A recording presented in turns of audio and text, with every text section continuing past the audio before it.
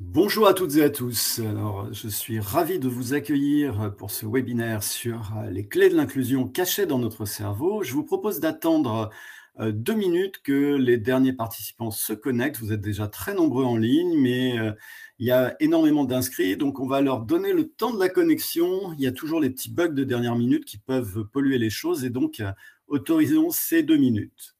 Merci de votre patience.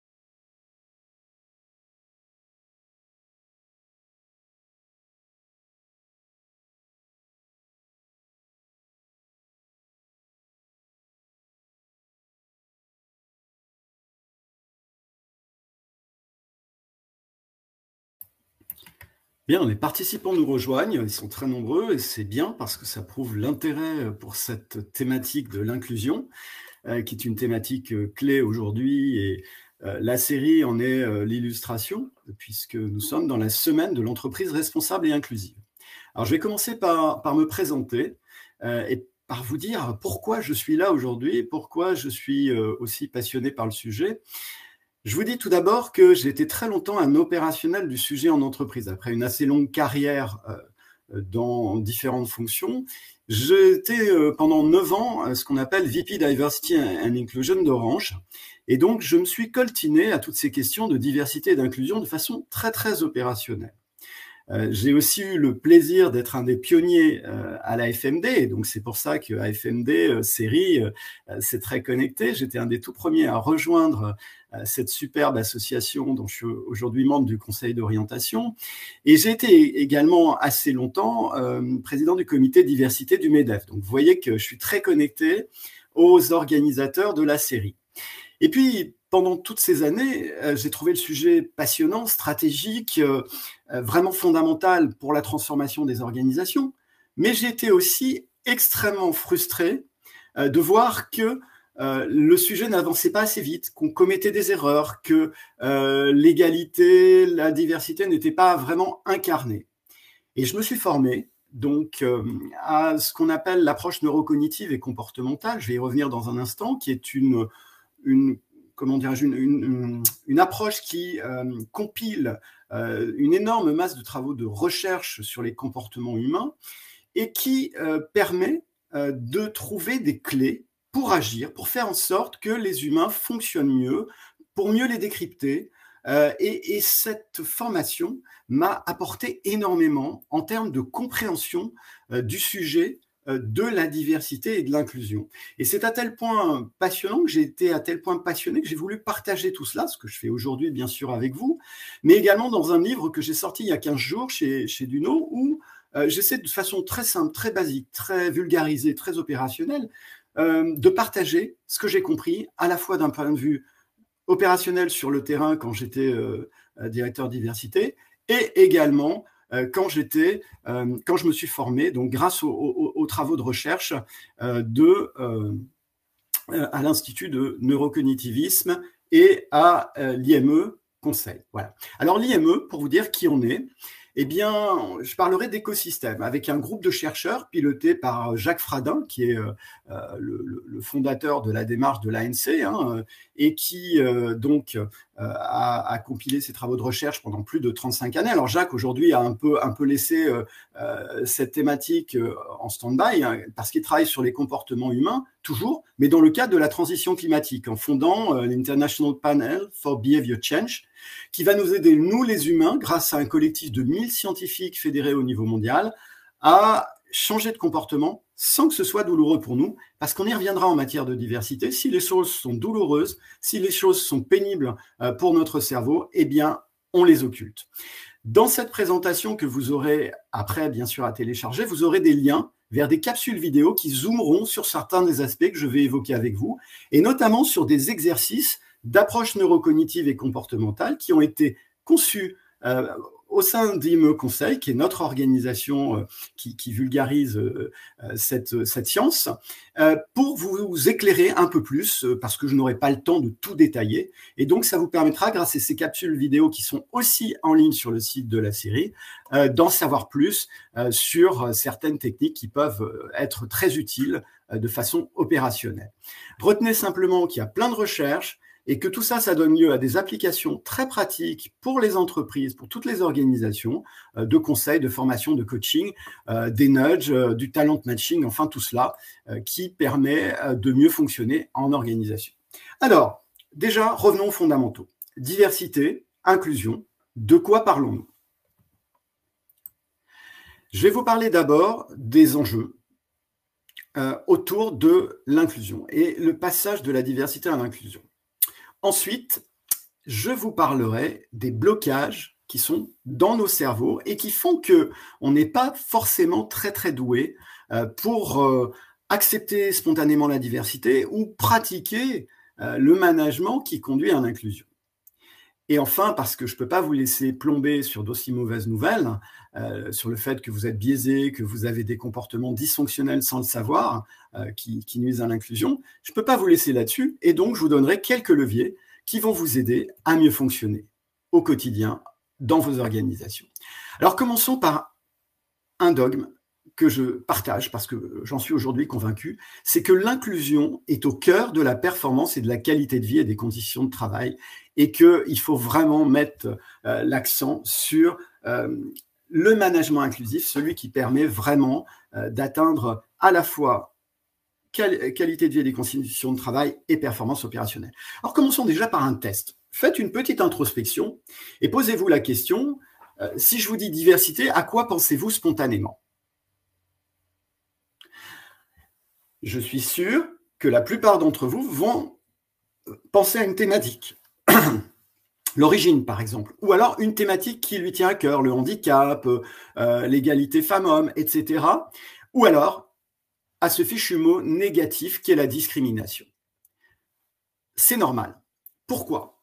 Parce que votre cerveau sélectionne les informations et il choisit celles qui vont dans le sens qui vous convient. Donc en fait, il choisit ce qu'il aime. Et puis, il faut avoir en tête qu'il choisit ce qu'il aime parce qu'il choisit les informations les plus récentes. Là, vous avez vu des photos avec des personnages et ces personnages vous ont inspiré des choses. C'est ce qu'on appelle l'heuristique de disponibilité. Il va choisir l'écume, il va choisir ce qui reste, ce qui est le plus récent dans sa mémoire vive pour vous proposer des solutions. Votre cerveau, il propose en permanence des options, des hypothèses et c'est ce qu'il a fait en vous disant ça. Et puis, comme on est martelé avec le terme discrimination, que vous avez dû beaucoup en entendre parler cette semaine, eh bien, il va aller chercher discrimination. Et il faut reconnaître, au final, que nous sommes uniquement focalisés la plupart du temps sur les différences et sur les discriminations. Alors, évidemment, c'est louable, on a un double objectif d'éthique et d'égalité des chances, mais il faut avoir en tête que notre cerveau, il n'aime pas forcément la différence. Il aime le conformisme, il aime la norme. Et puis, la discrimination, ça le gêne un peu parce que ça voudrait dire qu'on n'est pas gentil. Et notre cerveau, très souvent, il est biaisé parce que nous sommes victimes d'un biais de désirabilité sociale. Nous voulons être gentils. Alors bon, je n'ai pas dit qu'il fallait oublier la discrimination. On a vu cette semaine, dans les résultats du baromètre du MEDEF sur l'égalité des chances, que ça concernait encore, en tant que sentiment de possible discrimination, près du tiers des salariés français. C'est quand même énorme. Et on le voit aussi dans les études du Défenseur des droits, parce qu'il y en a, son baromètre montrait sur les jeunes de 18 à 34 ans que près d'un tiers avait été confronté à de la discrimination ou de façon directe ou en tant que spectateur. Alors ça, c'est déjà un point. Posons un autre sujet qui est que les thématiques de diversité ont de plus en plus d'impact sur le collectif de travail.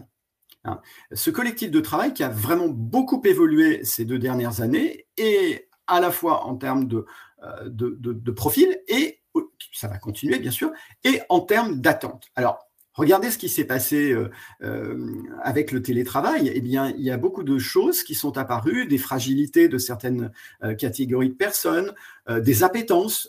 Certains sont doués pour le télétravail et d'autres ne le sont pas du tout. Ils ne supportent pas le fait d'être éloignés des autres humains. Et ça, c'est parfaitement normal. Donc, vous avez des différences de comportement. Vous avez aussi des différences dans les types de compétences des individus. Mais on va toutes et tous devoir rentrer dans une logique d'apprenance. Changer plein de fois de métier, ça on nous l'a répété depuis un certain temps, mais surtout c'est apprendre en permanence de nouvelles choses. On a appris à télétravailler, on a appris à fonctionner à distance, on a appris plein de nouvelles choses et ça va continuer parce que le changement, c'est permanent. C'est pas maintenant, c'est permanent. Et puis, on a aussi vu la montée de friction convictionnelle. Et dans le baromètre du MEDEF de cette année, il y a un truc qui m'a marqué, c'est les plus 8 points par rapport à l'année dernière. Et on est à 36% de salariés français qui ont constaté des frictions convictionnelles. Et dans les impacts des prochaines années aussi sur le collectif de travail, il ne faut pas oublier la démographie, la mondialisation, le vieillissement de la population, comme les vagues migratoires qui vont se profiler du fait du dérèglement climatique ou autre, ou de problèmes économiques un peu partout. Donc tout ça, ça veut dire que la diversité, c'est quelque chose qui s'impose à nous et que l'inclusion est d'autant plus nécessaire si on veut bien gérer cette diversité. Alors, bon, prenons un peu de hauteur, parce que là, j'étais un peu négatif quand même.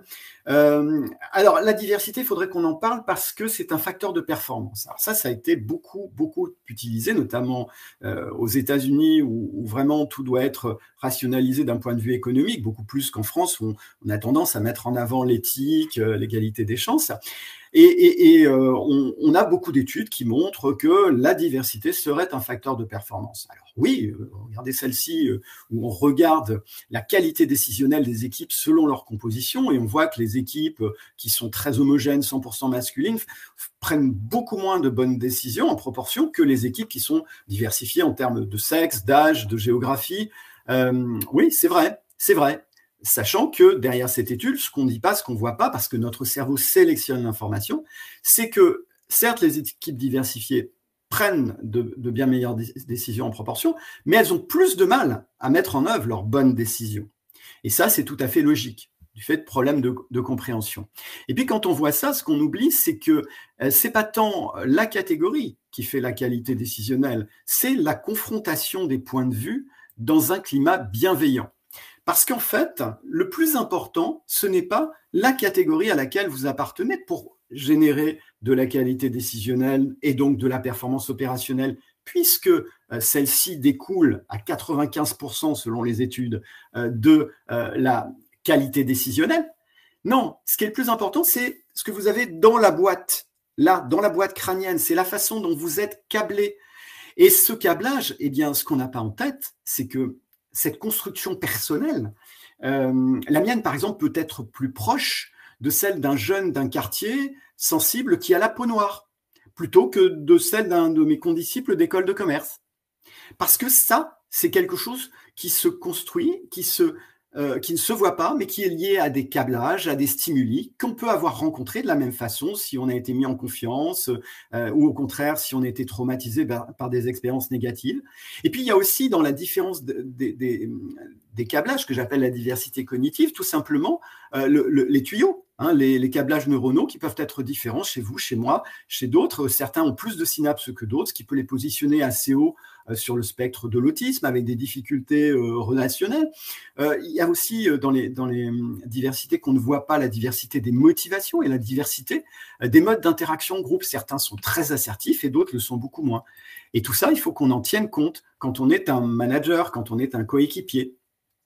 Bon, allez, j'arrête parce que je vous ai beaucoup parlé de performance, mais est-ce que c'est le bon angle pour aborder le sujet de l'inclusion? Ben, pas vraiment, selon des chercheurs qui commencent à être un peu nombreux aujourd'hui, notamment à Harvard, parce qu'ils se sont rendus compte que quand on se focalisait sur la performance, eh bien, il y a tout un tas de gens qui se disaient, bon, s'intéresse à moi en tant que catégorie de diversité juste pour que je sois performant. Je suis en quelque sorte une sorte de vache à lait. Et donc, ils bloquent sur ce sujet-là. Et puis, l'obsession de la performance, ben, ça a des effets négatifs au final, parce que ça fait prendre le sujet par le mauvais bout. Et donc, au final, ça ne marche pas selon les études. Donc, il faut peut-être oublier cette notion de performance. Alors, un autre angle, moi, que j'aime beaucoup aussi, qui est issu de travaux de recherche, c'est la contribution dans l'agilité, la capacité à réduire les angles morts dans l'analyse des sujets. Eh bien, ça, c'est une étude très intéressante que je vous partage. Elle est connue, hein, mais elle a été réitérée en 2020 en conditions distancielles et les résultats ont été les mêmes. Le facteur explicatif numéro 1 de l'intelligence collective d'un groupe, eh bien, c'est la capacité à mettre en œuvre un processus de prise de parole équilibré pour que chacune et chacun, chaque diversité, chaque singularité puisse s'exprimer et contribuer au débat du collectif. Et ça, c'est très puissant. Et ça veut dire que pour atteindre ça, il faut être dans un climat inclusif. Autre enjeu sur la créativité, là c'est la courbe de créativité d'Harvard, eh bien on constate qu'une équipe diverse en termes de profil, elle sera soit hautement inefficace, soit surefficace par rapport à une équipe homogène culturellement. Et la condition, c'est d'avoir un climat inclusif à nouveau. Et donc, vous le voyez, l'enjeu est colossal de ce climat inclusif, parce que c'est ce qui va permettre d'être plus créatif, d'être plus agile, donc de s'adapter aux transformations beaucoup plus facilement. Et donc, mon point est qu'il faut passer véritablement de la diversité à l'inclusion, que ce soit pour la qualité de vie et des conditions de travail des individus, mais aussi pour cette question de performance opérationnelle. Et je rappelle pour toutes celles et ceux qui ne sont pas familiers avec les concepts, ce que c'est que l'inclusion, selon les études et les gens qui ont défini ça, eh bien, c'est en fait un environnement où on a supprimé les barrières. Parce que parfois on les compense, ça c'est l'équité, mais le plus important, c'est de les supprimer. C'est l'organisation qui a supprimé les barrières à l'accès, qui sont par exemple l'exigence d'un diplôme plutôt que des compétences nécessaires pour tenir un poste. C'est ce type de choses qui fait qu'un individu ne peut pas prétendre à un poste, à une promotion, etc. Et donc, ça, c'est l'inclusion, c'est un environnement où chacun est reconnu et peut exprimer son plein potentiel. Et pour faire ça, eh bien, ce que j'ai identifié, c'était bon sang, mais c'est bien sûr, eh bien, c'est tout simplement que cet environnement doit permettre à chacune et à chacun de se sentir dans des conditions de sécurité psychologique. Et là, vous l'aurez compris, l'organisation, elle doit enlever les barrières, mais là, tout cela, ça repose sur la qualité managériale. Et donc, le rôle du manager est clé. Et je vous partage cette étude que vous connaissez sûrement, qui est l'étude Aristote de Google, qui a identifié que la sécurité psychologique était le facteur explicatif numéro 1 de la performance des équipes, et c'est Google qui l'a réalisé sur ses équipes partout dans le monde. Donc, CQFD, l'inclusion, c'est tout simplement établir les paramètres de la sécurité psychologique des coéquipiers. Donc ça, c'est le projet Aristote, mais il y a d'autres travaux de recherche qui portent là-dessus. Et ce que j'ai voulu partager avec vous, c'est ma propre définition de cette sécurité psychologique sur la base de la compilation, là encore, de différents travaux de recherche. Et vous verrez que ça connecte vraiment avec ce que vous avez pratiqué sur le terrain en matière d'approche de la diversité et de l'inclusion. Et qu'il faut bien avoir toutes ces briques pour comprendre comment faire en sorte qu'un salarié se sente bien dans son collectif de travail. Déjà, la capacité à être soi. On a beaucoup parlé du fait que quand quelqu'un devait camoufler une composante de sa personnalité, que ce soit une situation de famille compliquée, des difficultés financières, son orientation sexuelle minoritaire, un handicap invisible, eh bien, quand il devait camoufler quelque chose, il consommait de la bande passante mentale. Il avait une charge mentale et que donc, il ne pouvait pas livrer son plein potentiel. Ce qui est important aussi en matière de sécurité psychologique, c'est qu'il faut pouvoir dire « je suis fragile à certains moments ». Ok, j'ai eu des problèmes personnels. Ok, je ne sais pas faire telle ou telle tâche qu'on m'a confiée. Il faut se montrer fragile. Et c'est ce que souvent les hommes ne savent pas faire parce qu'ils n'ont pas été éduqués pour ça. Et il faut créer le climat de sécurité qui leur permette de faire ça. Il faut être capable de demander de l'aide sans que ça puisse donner lieu à des conséquences sur sa carrière, sur la suite de son parcours. Et ça, c'est très important. C'est le droit à l'erreur. Il faut le reconnaître aussi, parce qu'une culture où on reconnaît le droit à l'erreur et où c'est véritablement plus qu'un discours, c'est-à-dire que on tire parti des erreurs, on en fait des bases pour apprendre, pour éviter qu'elles ne se reproduisent, et on ne stigmatise pas ceux qui les ont commises. Eh bien ça, c'est une culture extrêmement puissante, stable, durable, parce que les gens se sentiront vraiment rapidement en sécurité psychologique. Il faut aussi, bien sûr, qu'on ait le sentiment de l'équité dans le collectif. Il ne faut pas qu'il y ait des règles cachées sur les promotions, sur les affectations à des postes, etc. Il faut que tout soit clair, partagé, limpide. Et puis, il faut qu'on ait le sentiment d'être respecté pour ce qu'on est, d'être écouté. Vous l'avez vu, l'importance de la capacité à s'exprimer. Et donc, ma parole a du poids. Même moi, le plus jeune stagiaire arrivé dans l'équipe, on m'écoute. Et on me dit non, tu n'as pas raison pour telle et telle chose, telle et telle raison, que telle information que tu n'as pas, tu peux pas savoir parce que tu n'as pas cette expérience-là, même si la façon de le dire serait plutôt ton point de vue est très intéressant et je te propose d'en discuter plus avant en ayant tel et tel élément d'information. Vous voyez que rien qu'en reformulant, je n'ai plus une approche négative, j'ai une approche beaucoup plus inclusive.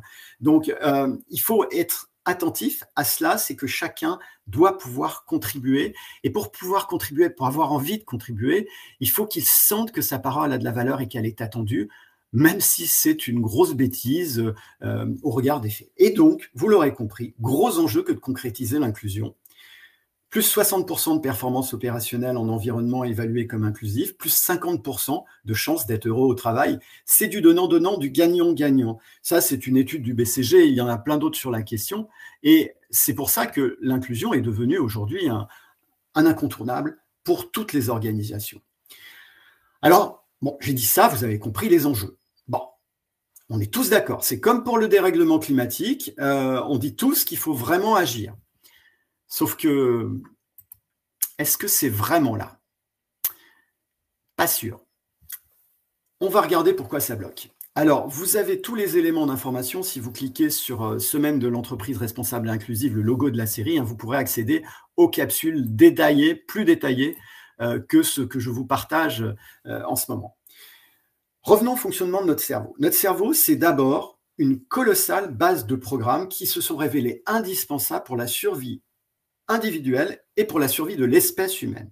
Tous ces codes ont été embarqués dans des réseaux neuronaux et vous les connaissez, certains sont très très basiques, primitifs, on appelait ça le cerveau reptilien, mais c'est pas exactement le bon terme.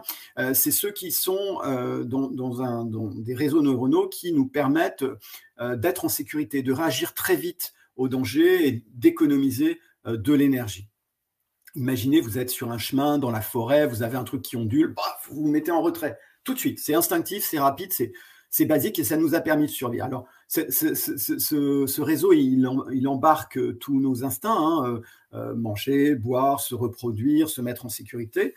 Et puis, il s'est transposé, bien sûr, dans la vie moderne. Quand vous traversez sur un passage pour piétons, il vous dit passe ou passe pas en fonction de l'analyse de la vitesse du véhicule qui arrive. Alors ça, c'est la première source de programme, pas très intéressante, quoique pour la diversité, elle a quand même, on y reviendra, une petite connexion. Deuxième source de programme, celle-là, c'est celle qui concerne tous les animaux grégaires dont nous faisons partie. Nous sommes des animaux grégaires, nous ne pouvons pas vivre seuls, et notre espèce a survécu grâce à une solidarité de meute, comme les loups, comme les suricates, comme tout un tas d'espèces de grands cervidés aussi. Et notre survie s'est bâtie sur le collectif, et c'est de cette source de code que nous tirons notre capacité de communication non verbale, notre compréhension. Je vois que vous écoutez, je vois que vous désapprouvez, je vois que vous êtes en colère et que vous risquez de m'agresser. Et tout ça, c'est dans un réseau neuronal qui s'appelle, en approche neurocognitive et comportementale, la gouvernance grégaire. C'est elle qui pilote tout cela. Et puis, troisième source de programme qui se construit tout au long de la vie, alors que les autres sont construites soit avant la naissance pour la gouvernance instinctive, soit à la fin de la petite adolescence pour la gouvernance grégaire. Celle-là, elle se construit tout le temps sur la base du circuit de la récompense. Les j'aime pas, j'ai une bonne expérience, j'ai une mauvaise expérience, j'ai rencontré telle ou telle difficulté. Et elle embarque deux types de choses. D'abord, nos motivations et nos aversions, les choses qu'on aime, les choses qu'on n'aime pas. Je n'aime pas faire telle ou telle activité. Au contraire, j'adore faire telle ou telle activité. Et surtout, nos codes sociaux. Nos codes sociaux, parce que nos codes sociaux, on a été biberonnés avec depuis tout petit. On a appris à les aimer. Ce sont nos petits trous, c'est notre béquille. Et tout ça, ça permet de faciliter notre équilibre émotionnel, parce qu'on y reviendra. Notre cerveau a un objectif, c'est de nous faire atteindre un équilibre émotionnel et de préserver la cohésion du groupe, parce que l'espèce humaine s'est construite en groupe et sa survie a dépendait et dépend toujours du collectif, de certains codes et du partage de ces codes. Alors ces codes, ils viennent de très très loin. Ils viennent, les codes sociaux, je parle, ils viennent de la révolution néolithique. Donc vous voyez, on avait un réseau qui était prêt pour héberger des codes. Donc, dans les tribus dominidées du Paléolithique, c'était les codes de la tribu nomade. Mais ensuite, quand les humains sont sédentarisés, chaque clan, chaque ville, chaque cité a créé ses propres codes, ses propres lois, ses propres dogmes religieux. Et nous sommes construits sur l'exclusion de l'autre. L'autre est devenu un ennemi, l'autre cité est devenue une cité ennemie, même s'ils n'étaient pas très loin, parce qu'ils auraient pu nous prendre la terre. Et c'est à ce moment-là que s'est décrétée la spécialisation des rôles, aux hommes l'extérieur, aux femmes le foyer et l'éducation des enfants, et avec une hiérarchie qui correspond, comme le dit très bien Patrick Bannon, aux catégories de diversité. Donc, tout ça, ces codes, eh bien, c'est embarqué dans notre gouvernance émotionnelle et nous avons appris à les aimer. C'est pour ça qu'il est très, très dur de changer d'opinion sur des questions de conviction, en particulier des questions religieuses, parce que c'est très, très profondément embarqué. Comment fonctionne notre cerveau avec tout ça, avec tous ces codes, avec ces programmes? Eh bien, lui, il fait des hypothèses, il fait des probabilités, il calcule en permanence, c'est ce qu'on appelle comme un cerveau probabiliste, et c'est Stanislas Dehaene, le grand neuroscientifique, qui en parle en parlant de cerveau bayésien. Il fait des hypothèses probabilistes. Pourquoi? Parce que il nous raconte des histoires à partir de ces bases de données pour fournir des règles sous-jacentes aux événements que nous rencontrons, parce que si on ne pouvait pas expliquer le monde, eh bien, ça nous consommerait de l'énergie, on serait en insécurité. Et donc, il nous explique tout avec son prisme à lui, ses analyses à lui. Il faut aussi, pour être en équilibre émotionnel, qu'on soit quelqu'un de bien. Donc, il nous raconte des histoires qui nous renforcent notre propre estime. On est quelqu'un de bien, on est inclusif, et donc ça nous évite de nous remettre en question. C'est très, très pratique. Et puis, il nous crée un environnement rassurant à partir de ces histoires. Moi, ça m'arrivera pas parce que je ne fais pas telle ou telle chose. Et puis, je fume un paquet par jour, mais mon oncle Henri, qui a vécu jusqu'à 100 ans, il en fumait 3. Donc, moi, je risque rien. Donc, voyez le type d'histoire que nous raconte notre cerveau sur la base de ces programmes. Alors, vous l'aurez compris, tout ça, 3,5 millions d'années d'évolution, c'est très très bien, ça nous a permis de survivre en tant qu'espèce, mais c'est pas complètement adapté à la vie moderne. Et ça a créé quantité de biais cognitifs. Bon, vous en connaissez certains, le stéréotype et autres, mais il y en a plein d'autres qui nous ont permis de survivre, comme par exemple le biais de négativité, qui nous fait retenir plus les éléments négatifs qu'on a rencontrés que les éléments positifs, parce que c'est plus utile pour la survie. Mais imaginez que nous sommes encore paramétrés comme les australopithèques, et ça, c'est pas forcément top pour la vie au XXIe siècle en entreprise. Alors regardez, là, je vous partage la multitude de biais qui ont été cartographiés sur la base notamment des travaux de Daniel Kahneman, le prix Nobel d'économie 2002, qui a beaucoup théorisé la décision financière. Et vous aurez bien sûr une vignette, une capsule qui vous permettra d'en savoir plus sur ces biais cognitifs. Mais revenons quand même à la diversité, aux aux biais qui sont très connectés à cette thématique. Évidemment, le stéréotype, ça, vous l'aurez compris, vous en entendez parler tous les jours, stéréotype qui est en fait un pari statistique, encore une fois, de notre cerveau.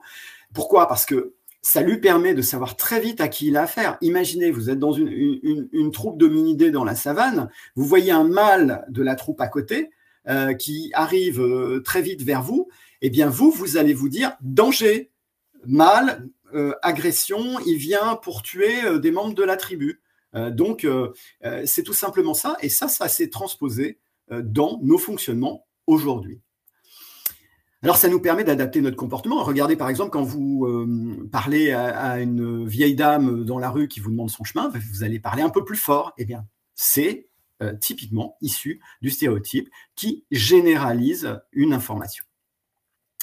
Alors, stéréotypes, juste pour rappeler quand même qu'ils ont des super impacts sur des choses qui devaient être très, très carré, très binaire. Par exemple, l'évaluation de la performance. Je partage cette étude que j'adore, que je cite très souvent, donc je m'excuse d'abord auprès de celles et ceux qui l'ont déjà entendu, mais c'est révélateur. C'est une étude qui analysait les lignes de code soumises pour validation à des valideurs.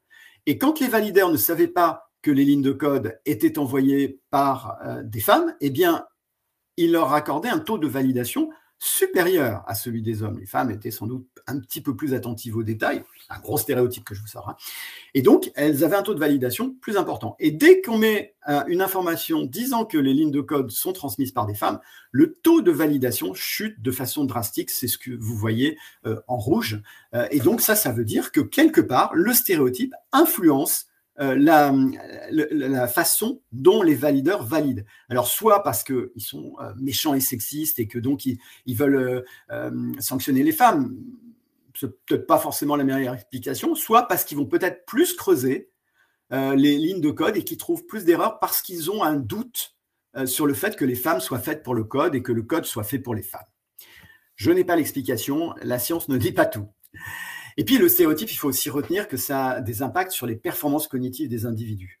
Ça, on le sait aujourd'hui grâce à beaucoup de travaux scientifiques.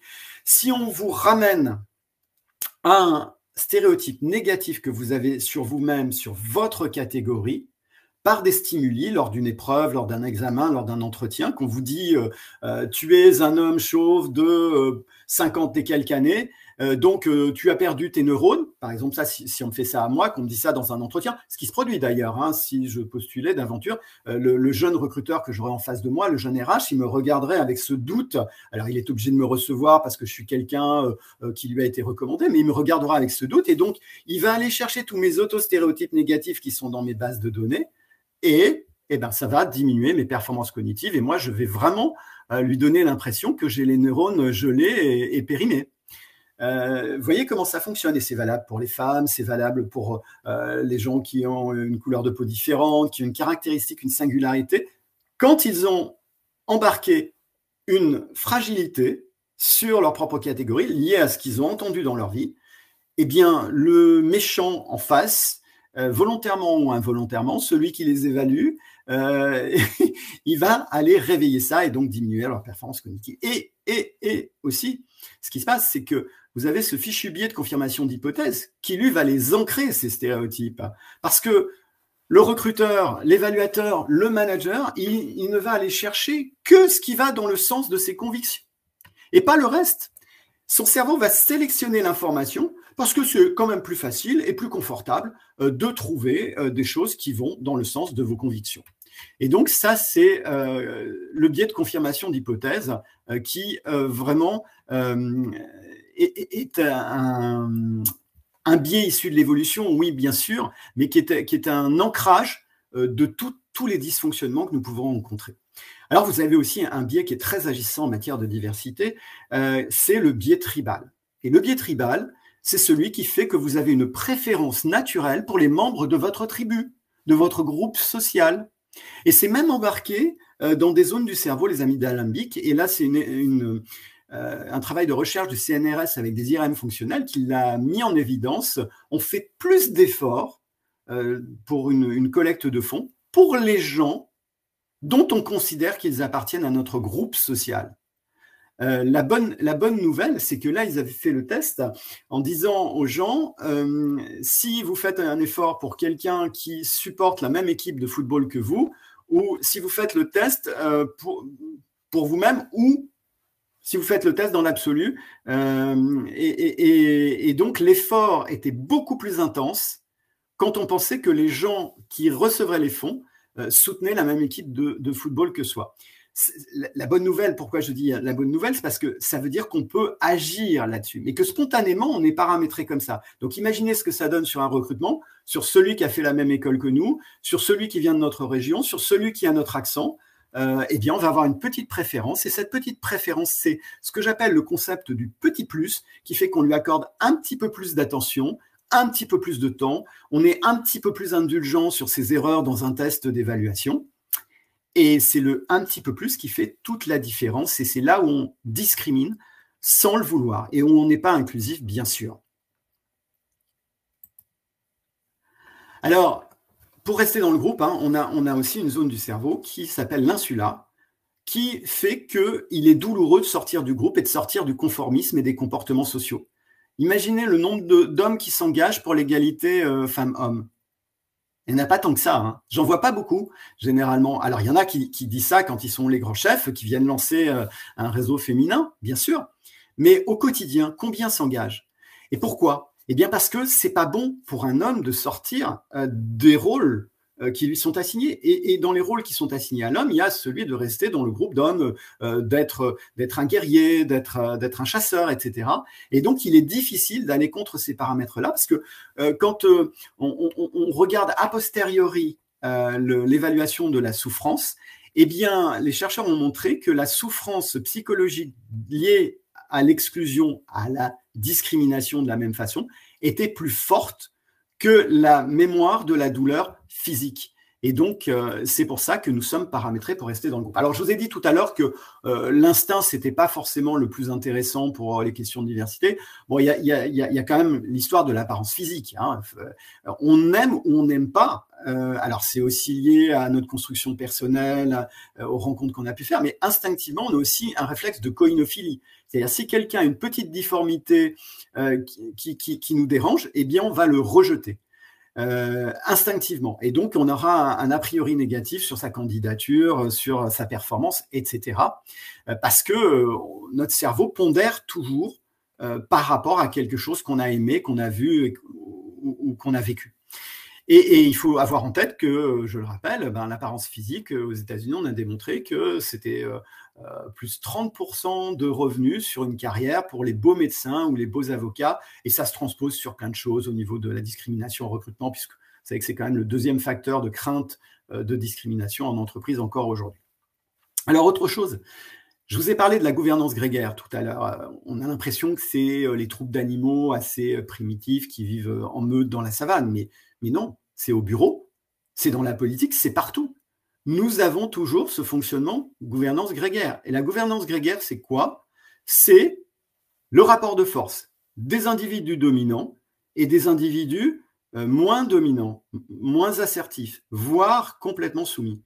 Et donc, en fait, comme chacun et chacune d'entre nous a un positionnement sur une échelle qui lui est donné, comme je vous le disais tout à l'heure, à la fin de la petite adolescence, et qui fait qu'il est soit dominant, soit pas suffisamment dominant, ou bien, c'est-à-dire assertif suffisamment pour s'exprimer et ne pas être écrasé, eh bien, si on est dans une équipe où il y a un rapport de force très marqué avec un chef ou un collègue qui est très dominant, il va écraser les autres et diminuer leur performance cognitive. C'est ce qu'il faut avoir en tête. Donc, pas d'inclusion dans ces cas-là.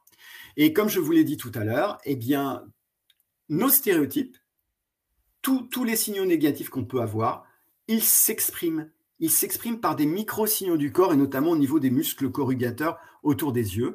Et donc, même si on ne dit rien d'illicite, si on pense, eh bien, nos signaux corporels, notre attitude corporelle font passer ces messages négatifs qui infériorisent les autres. Alors là, je vous ai plombé. Je vous ai plombé parce que je vous ai parlé des programmes. Des programmes qui sont ceux que l'humanité a embarqués. C'est ce qu'on appelle, en approche neurocognitive et comportementale, le mode mental automatique. imaginez un pilote automatique du cerveau. Eh bien, ce pilote automatique, vous l'aurez compris, parce qu'il a été paramétré il y a 3 500 000 ans, eh bien, il est plus adapté aux situations de la vie moderne. Mais il est super utile pour faire face aux situations simples et connues, 95% du temps. Et il nous évite de consommer de l'énergie, il nous permet de nous mettre en sécurité, mais il est à l'origine de nombreux biais, malheureusement. C'est, pour le résumer, ce pilote automatique, vous conduisez sur la route de tous les jours pour aller au travail, c'est votre voiture que vous connaissez parfaitement, il fait beau, il n'y a pas de danger, vous arrivez au travail sans même vous souvenir que vous êtes parti. Donc c'est très utile, mais c'est complètement biaisé et c'est complètement anti-diversité. Il faut l'avoir en tête, et anti-diversité et anti-inclusion. Alors je vous ai plombé. Je vous ai vraiment, vraiment plombé. Donc, je vais essayer de réagir en vous partageant la bonne nouvelle. C'est que l'évolution humaine nous a aussi outillés pour nous adapter et tirer parti de toutes les situations. Regardez nos ancêtres, ils ont fait face à des dérèglements climatiques, ils ont trouvé de nouveaux outils, il y a des confrontations improbables, comme entre nos différents ancêtres, Cro-Magnon et Néandertal. Tout ça, ils ont pu le faire. Et c'est comme ça que l'espèce humaine a survécu et colonisé la planète. Pas pour son bien, pour la planète, hein, mais quand même. Et ça, cette capacité distinctive de l'humanité qui nous permet de prendre les commandes de notre cerveau, c'est ce qu'on appelle le mode mental adaptatif. C'est la zone la plus récente de notre cerveau, dans le cortex préfrontal. Elle nous permet de prendre les commandes, d'être dans l'immédiateté, dans la connexion à l'autre et donc dans l'inclusion. Dans l'inclusion, une relation d'égal à égal, pas une relation écrasante comme on peut l'avoir avec le mode de fonctionnement grégaire.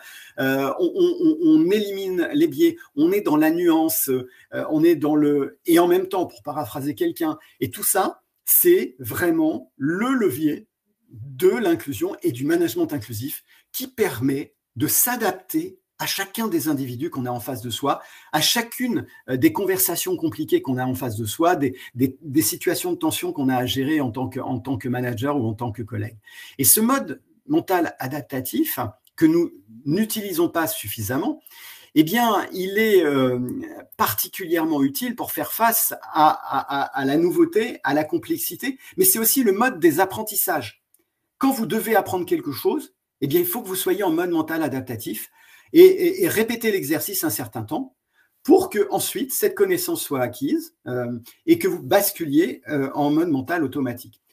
Je vous résume le mode mental adaptatif, c'est vous conduisez à gauche, un pays lointain, une tempête tropicale, il y a des animaux qui traversent, c'est super dangereux et la voiture de location que vous avez est complètement pourrie. Donc là, vous êtes complètement connecté à la conduite et vous consommez beaucoup de glucose, hein, beaucoup d'énergie. Et vous aurez besoin de sucre et de vous arrêter rapidement. Mais si vous reproduisez l'exercice pendant 3 semaines, que vous conduisez dans ce pays pendant 3 semaines, vous n'aurez plus cette même fatigue et vous aurez acquis des automatismes. Donc, tout ça, ça aura basculé dans votre base de connaissances derrière. Et c'est comme ça qu'on apprend. Et la bonne nouvelle aussi, c'est qu'on a un switch qui nous permet, quand notre cerveau détecte qu'il y a de la nouveauté ou de la complexité, d'appeler un ami, le mode mental adaptatif, pour être dans la nuance, dans la relation individualisée, dans l'oubli des stéréotypes, par exemple, et autres biais.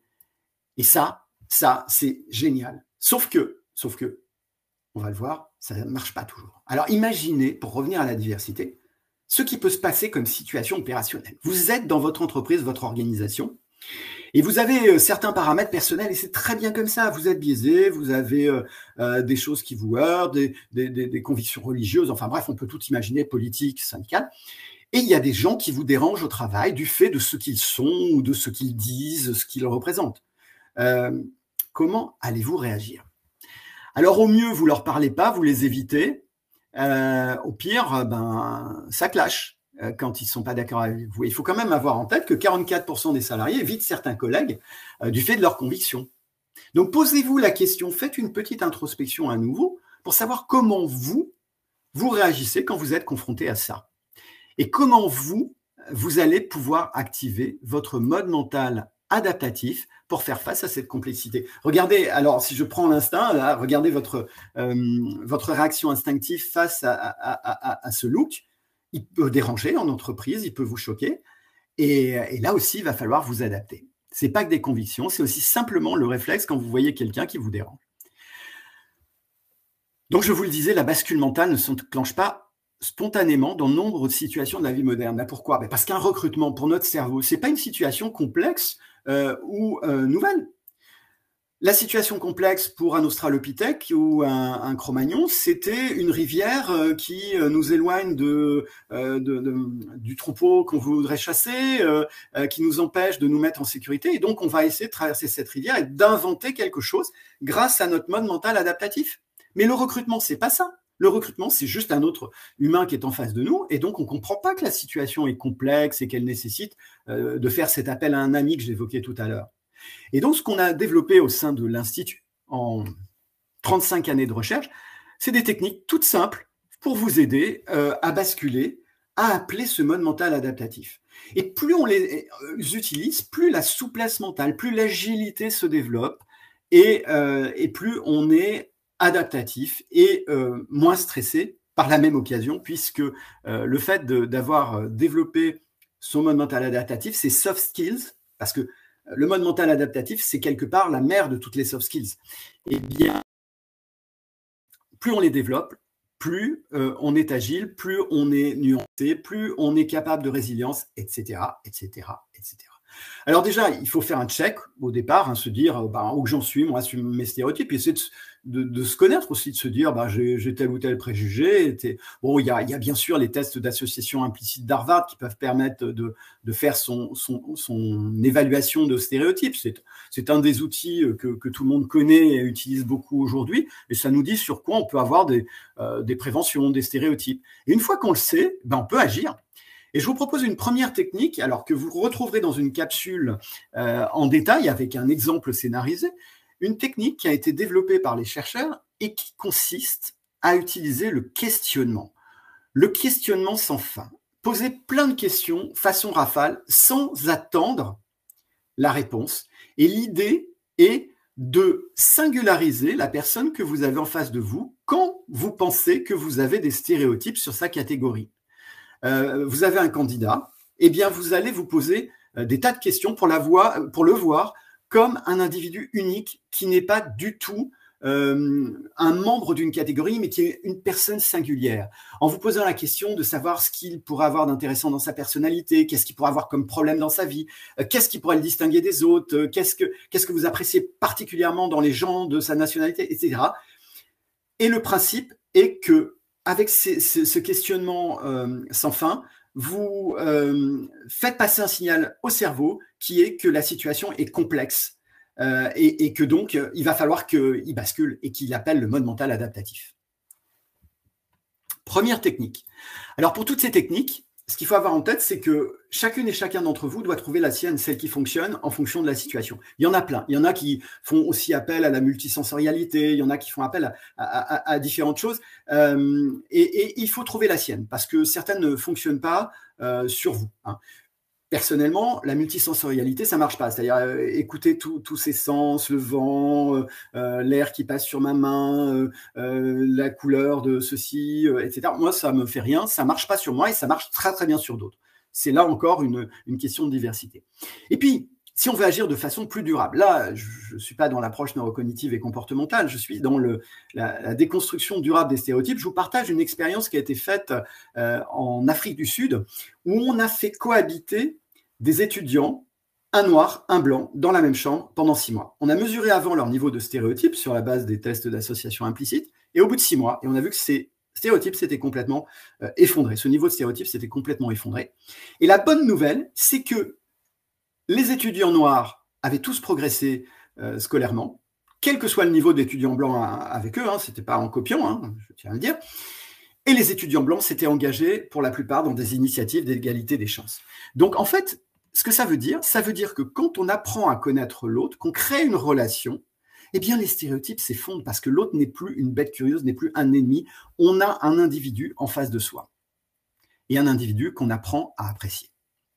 Alors, autre technique que je vous partage et qui est encore une fois dans une capsule, c'est un exercice qu'on aime beaucoup à l'Institut, c'est le pack aventure. C'est un exercice qui permet d'assouplir ces rigidités convictionnelles. J'ai un problème avec telle catégorie de personnes, telle catégorie d'individus, telle catégorie de diversité.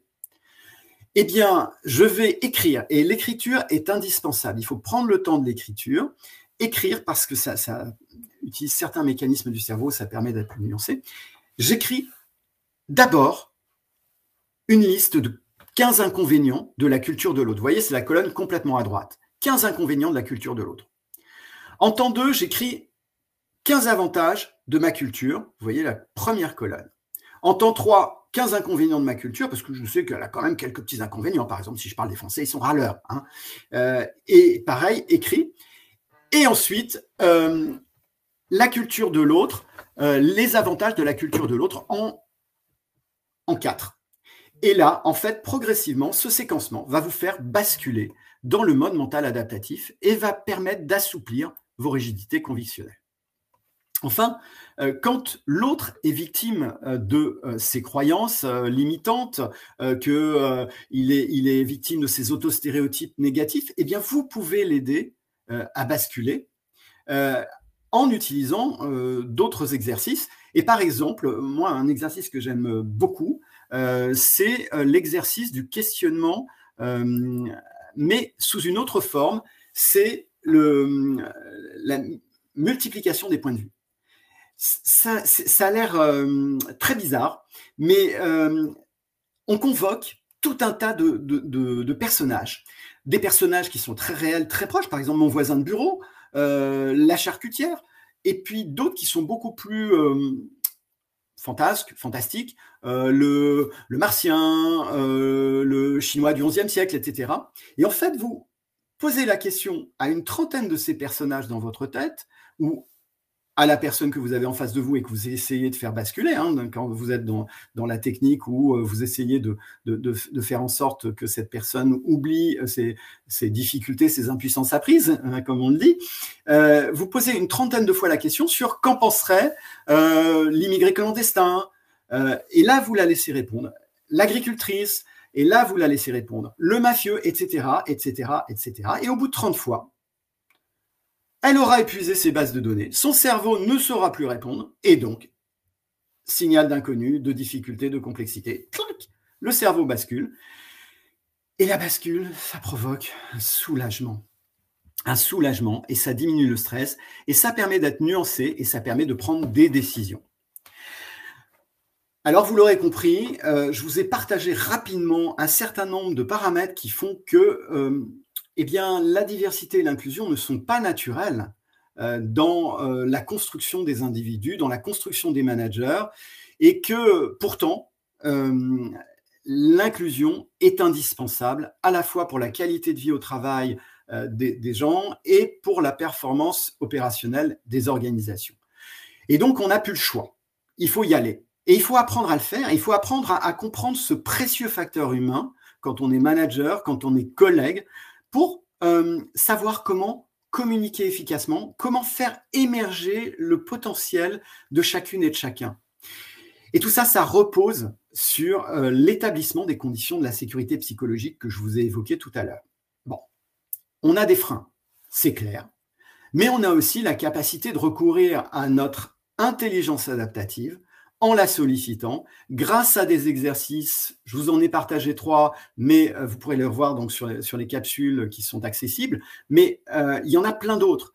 Et puis, il y a aussi quelque chose qui est très important, c'est comprendre, apprendre à décrypter l'humain.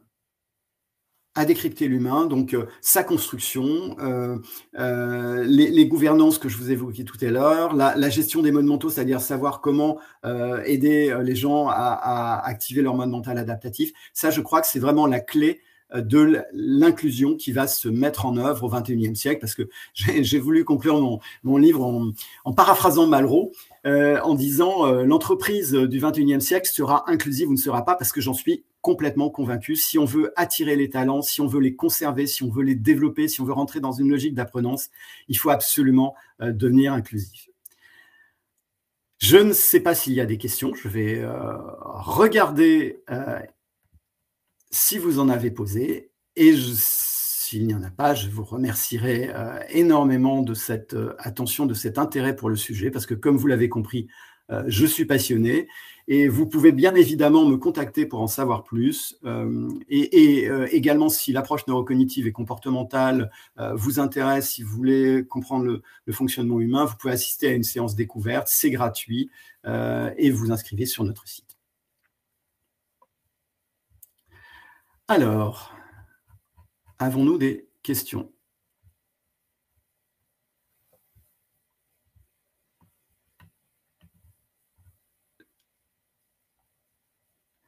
Donc, bien sûr, vous pourrez télécharger les supports et les supports sont actifs avec des liens qui vous permettent d'accéder aux différentes capsules. Alors, une inclusion réussie tente de développer les forces et les talents d'un individu. Oui. Est-ce que cela ne peut pas réduire le besoin de se comporter en communauté ou en groupe ? On a besoin des deux. On a besoin d'être à la fois un individu singulier, reconnu comme étant un individu singulier, et on a aussi besoin de créer de l'intelligence collective et du collectif parce que c'est un besoin viscéral de l'être humain. Donc je crois que l'inclusion réussie, c'est à la fois de créer le collectif de travail, utiliser des techniques d'intelligence collective, et aussi d'aider les humains, de comprendre les humains, de les décrypter.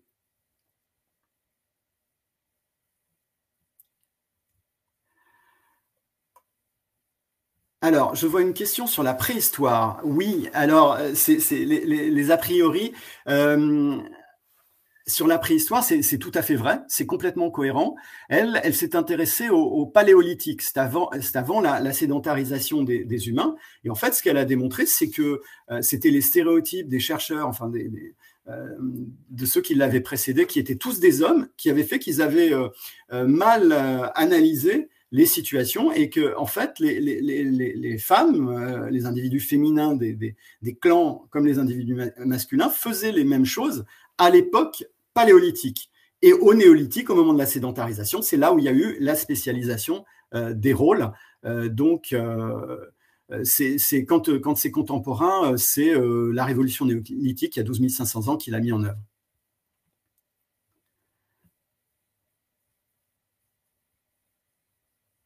Alors, je regarde s'il y a... Oui, alors, le mode mental adaptatif est une augmentation de la conscience, oui, tout à fait. Et quand on le développe, eh bien, on atteint de la plasticité cérébrale, c'est-à-dire qu'on atteint, on développe ses soft skills quelque part, des capacités d'interaction qui sont multipliées.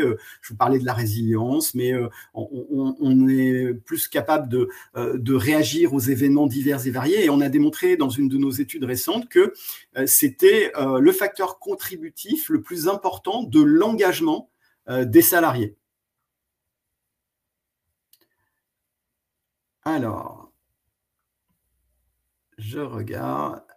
Les Français sont râleurs, c'est un stéréotype, ça. Oui, tout à fait. C'est pour ça que je l'ai utilisé. C'était un bon exemple. Il marche très, très bien parce que quand on dit les Français sont, tout le monde dans une assemblée dit râleur. Ça veut dire que c'est un stéréotype très largement partagé. Et c'est pour ça que je l'utilise comme exemple très souvent.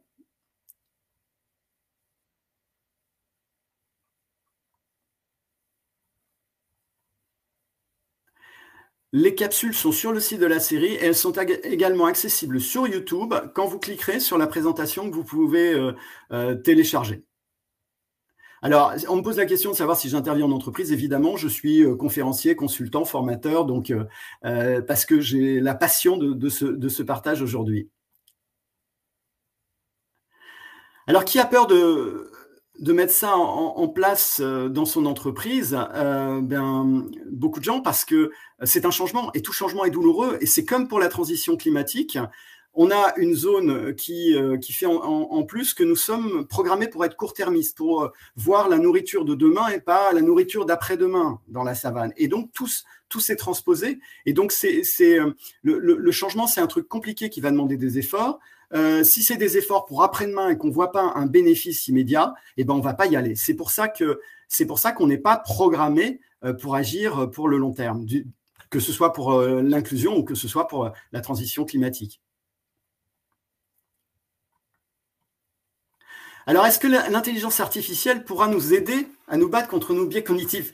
Ben, pas forcément, parce que en fait, on travaille là-dessus, et notamment avec la charte pour une IA inclusive d'Arborus et d'Orange, on s'est rendu compte, et les chercheurs l'ont démontré, qu'il y avait beaucoup de biais, les biais humains, des programmeurs qui ont été intégrés dans tout ce qui est le métaverse et tout ce qui est les algorithmes.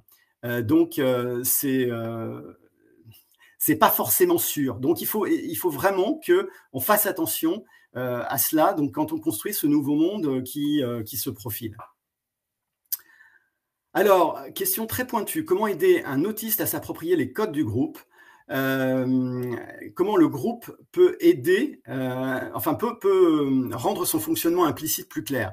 Alors oui, ça c'est vraiment de l'inclusion, aider un autiste à s'approprier les codes du groupe. Il faut que chacun puisse s'exprimer, comprendre en fait quel est le fonctionnement de la personne autiste et quels sont ses besoins. Il faut que tout ça se soit partagé, exprimé. Donc il y a un peu de formation et un peu d'entraînement. Et comme tout changement de comportement, eh bien ça nécessite de répéter l'exercice pendant au moins 3 semaines pour que de nouvelles connexions neuronales, de nouveaux fonctionnements se mettent en œuvre et que, comme je vous l'ai expliqué, ça bascule de là, c'est nouveau, c'est complexe, à là, c'est simple, c'est fluide et c'est naturel.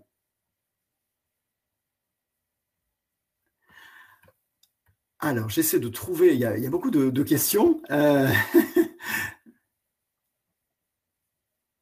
mais elles passent très très vite, donc j'ai pas le temps de toutes les lire. Ah, la dominance. Une question sur la dominance. Alors ça, c'est un comportement irrationnel et inconscient. Jacques Fradin et les autres chercheurs ont vraiment beaucoup travaillé sur cette question, y compris récemment, parce qu'elle explique beaucoup des phénomènes du monde. On est aussi paramétré pour choisir nos élus, nos chefs, sur la base de critères de dominance. Regardez les critères du management traditionnel. Le leader, c'est quoi? C'est celui qui entraîne les troupes à la guerre, etc. Et en fait, la dominance, il faut bien comprendre que dans les troupes, les clans d'animaux grégaires, elle permet de réduire les conflits intragroupes. Donc, elle a un intérêt pour la survie du groupe. Et regardez ce que font, par exemple, les couples de loups dominants. Ils empêchent les autres de se reproduire, ils les infériorisent. Et comme ça, il n'y a pas de conflit intragroupe. Les conflits sont à l'extérieur du groupe. Mais tout ça, ça a été transposé dans nos fonctionnements et c'est un gros problème aujourd'hui. Je ne vous parlerai pas de l'état du monde et regardez un petit peu, venez regarder des vidéos sur la gouvernance grégaire et ce qu'elle implique aujourd'hui dans les fonctionnements des dirigeants politiques des pays. Ils n'ont qu'une obsession, c'est de garder le pouvoir, parce que le dominant n'a qu'une obsession, c'est de garder le pouvoir grâce au rapport de force qu'il établit. Et je ne ferai pas de transposition avec ce qui se passe en ce moment, mais vous l'aurez compris, c'est très connecté à la situation du monde. Oui, dans l'exercice avec la multiplication des points de vue, oui, il y a des personnages qui sont issus de biais cognitifs, stéréotypes. L'important, c'est pas ceux qui sont là, hein, vous pouvez en rajouter plein. L'important, c'est qu'il y ait des personnages du quotidien, et des personnages très éloignés du quotidien, des personnages fantasques, des personnages loufoques, et puis des personnages qui nécessitent de réfléchir, d'activer des biais, qui nécessitent de la complexité. C'est ça le sujet. C'est comme ça que ça marche. Oui, on a forcément des biais cognitifs. Yes, I can speak English as well. Alors, je regarde s'il y en a encore. Le mode mental adaptatif demande du temps. Oui, et en même temps, ça peut aller assez vite hein, quand on a le bon exercice et puis qu'on s'est bien musclé. Donc, ce qu'il y a avec le mode mental adaptatif, c'est qu'il est plus consommateur de glucose quand on le tient trop longtemps. Mais c'est vrai qu'on est plus lent quand on est en mode mental adaptatif. Donc, par exemple, c'est le sujet de l'intuition. Je donnais une conférence sur cette question-là. L'intuition, c'est très très bien. C'est du mode mental automatique, juste dans ces domaines de compétences absolues. Quand on est un hyper expert d'une dimension, surtout pas sur les sujets humains, parce que personne n'est hyper expert de l'humain, mais dans une dimension, et bien là, il faut utiliser son intuition. Donc ça, c'est beaucoup plus rapide que le mode mental adaptatif qui nécessite de la réflexion. Et le mode mental adaptatif donne de moins bons résultats dans ces cas-là, donc par exemple pour des questions de sécurité. Les motivations sont, oui, bien sûr, embarquées dans le mode mental automatique, dans la gouvernance grégaire, puisqu'elles se sont construites sur la base du conditionnement opérant de Skinner. Donc, c'est des expériences et c'est le circuit de la récompense dans le cerveau qui gère ça. En fonction de sa culture et de ses intuitions, oui, culture, intuition, expérience de vie aussi, surtout. Voilà, je crois que j'ai épuisé les questions. Alors, non, il y a une question sur la logique du pack aventure que vous pourrez retrouver dans la vignette qui correspond au pack aventure. C'est en gros vous faire sortir ce qui est le plus facile pour vous, c'est-à-dire vos aversions sur la culture de l'autre, votre amour pour votre propre culture, ensuite comment dirais-je, vos critiques sur votre propre culture, ce qui vous permet de basculer sur les avantages de la culture de l'autre. Bien, je crois que le temps est épuisé. J'espère que les participants ne le sont pas. En tout cas, j'ai pris un grand plaisir à être avec vous aujourd'hui. N'hésitez surtout pas à me contacter pour en savoir plus. Vous l'aurez compris, je suis passionné. Et puis, si vous avez envie de lire et de compléter votre culture sur ces questions, j'ai ce petit bouquin. Et sinon, l'ANC, vous pouvez venir vous inscrire à une séance découverte gratuite. Voilà, je vous dis au revoir, je vous souhaite une excellente journée, une bonne fin de semaine de l'entreprise responsable et inclusive. Et puis, je remercie à la fois la FMD et le MEDEF d'avoir organisé cette session parce que c'est, à mon avis, une très, très bonne chose. Au revoir.